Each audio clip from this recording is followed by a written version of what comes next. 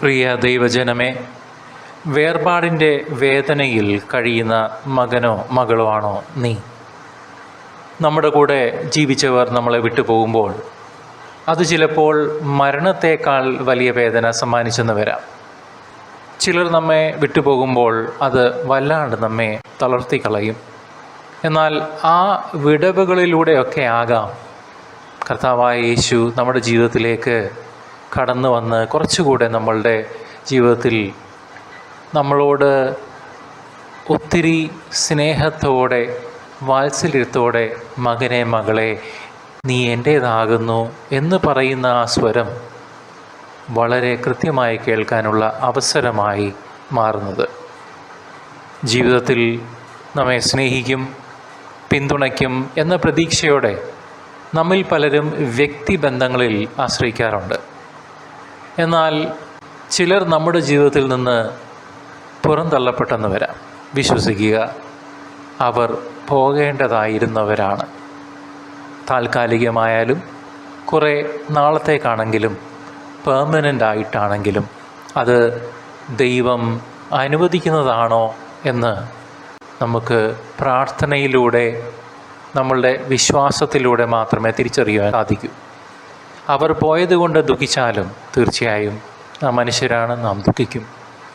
എന്നാൽ അതിൽ ദൈവത്തിൻ്റെ ദൈവിക പദ്ധതി ഉണ്ടാവും എന്ന് തിരിച്ചറിയുക, വിശ്വസിക്കുക, ദൈവത്തോട് വിശ്വസ്തത പുലർത്തുക, ക്ഷമയോടെ കാത്തിരിക്കുക. ദൈവം ഉത്തരം തരും, ഉറപ്പ്. മനുഷ്യൻ്റെ ഉറപ്പല്ല, സൃഷ്ടികർത്താവായ ദൈവത്തിൻ്റേത് എന്ന് ഓർക്കുക. ഒരേ സമയം നമുക്ക് എല്ലാം നഷ്ടമായ പോലെ തോന്നിയെന്ന് വരാം.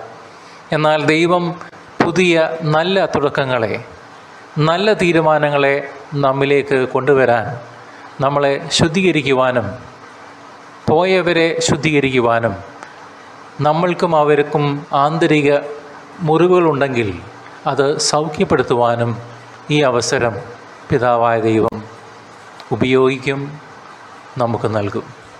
പ്രവാസകാലത്ത് മോശ ജനങ്ങളെ ആശ്വസിപ്പിച്ച പോലെ മകനെ മകളെ ഇന്ന് ദൈവം നിനക്കായി പറയുന്ന വാക്ക് ശ്രദ്ധാപൂർവം കേൾക്കൂ. പുറപ്പാട് 14:14 കർത്താവ് നിനക്കായി യുദ്ധം ചെയ്യും, നീ നിശ്ചലനായി നിശ്ചലയായി ഇരിക്കുക മാത്രം ചെയ്താൽ മതി. പോകുന്നവർ പൊയ്ക്കൊള്ളട്ടെ, അവരെ കർത്താവിന് വിട്ടുകൊടുക്കുക. അവർ പോയതുകൊണ്ടാണ് ദൈവം നിനക്കായി പുതുമയുള്ള വഴി തുറന്നു തരുന്നത്.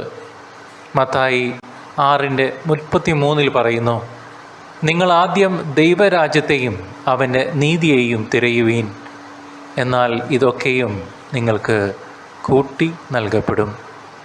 ദൈവത്തെ ആദ്യം നമ്മുടെ ജീവിതത്തിൻ്റെ നടുക്ക് പ്രതിഷ്ഠിക്കാം. മനുഷ്യരെല്ലാം നിന്നെ ഉപേക്ഷിച്ചാലും ദൈവം ഒരിക്കലും നിന്നെ ഉപേക്ഷിക്കില്ല. മകനെ മകളെ, തെറ്റ് നിൻ്റെ ഭാഗത്താണെങ്കിൽ ധൂർത്തപുത്രനെ പോലെ, ധൂർത്തപുത്രിയെ പോലെ മടങ്ങി വരിക. ഉപാധികളില്ലാതെ ക്ഷമ കൊടുക്കുവാനും ക്ഷമ വാങ്ങുവാനുമുള്ള മനസ്സുമായി ബോധ്യത്തോടുകൂടി മടങ്ങി വന്നാലേ മതിയാവൂ. വേദന നിറഞ്ഞ വേർപാടിൻ്റെ അനുഭവങ്ങളിലൂടെയും ഉത്തരം മുട്ടുന്ന ചോദ്യങ്ങളിലൂടെയും നാം കടന്നു പോകുമ്പോൾ പോലും യേശു നമ്മോട് അടുക്കുന്നതാണ് എന്ന് തിരിച്ചറിയാൻ സാധിക്കണം. നിന്നെ പൂർണ്ണമായി മനസ്സിലാക്കുന്നവൻ ഒരാൾ മാത്രമാണ്, കർത്താവായ യേശു ക്രിസ്തു. കർത്താവ് നമ്മെ ഒരു നാളും കൈവിടില്ല. നീ ആ കൈപിടിക്കാൻ തയ്യാറാവണം എന്ന് മാത്രം, അതും ഹൃദയ വിശുദ്ധിയോടുകൂടി. നമ്മൾ എന്താണ് ചെയ്യേണ്ടത്? നിൻ്റെ ദൈവമായ കർത്താവിനെ നിൻ്റെ ഹൃദയത്തിൽ, നിൻ്റെ ജീവിതത്തിൽ, നിൻ്റെ മനസ്സിൽ ഒന്നാം സ്ഥാനം കൊടുത്ത് ദൈവത്തിന് നിന്നെ പൂർണ്ണമായും വിട്ടുകൊടുക്കുക. സമയം വൈകിയിട്ടില്ല മകനെ മകളെ. നിന്നെ വിട്ടിട്ട് പോകുന്നവർ പൊയ്ക്കൊള്ളട്ടെ, അവരെ കർത്താവിന് വിട്ടുകൊടുത്ത് അവർക്ക് വേണ്ടി പ്രാർത്ഥിക്കുക. യേശുവിനായി നമ്മുടെ ഹൃദയങ്ങളെ നമുക്ക് തുറന്നു കൊടുക്കാം. കർത്താവിൻ്റെ ഉത്തരത്തിന് വേണ്ടി കാത്തിരിക്കാം. എത്ര നാൾ എടുത്താലും ദൈവ സമയമല്ല മനുഷ്യൻ്റെ സമയം. ദൈവം നിങ്ങളെ സമൃദ്ധമായി അനുഗ്രഹിക്കട്ടെ.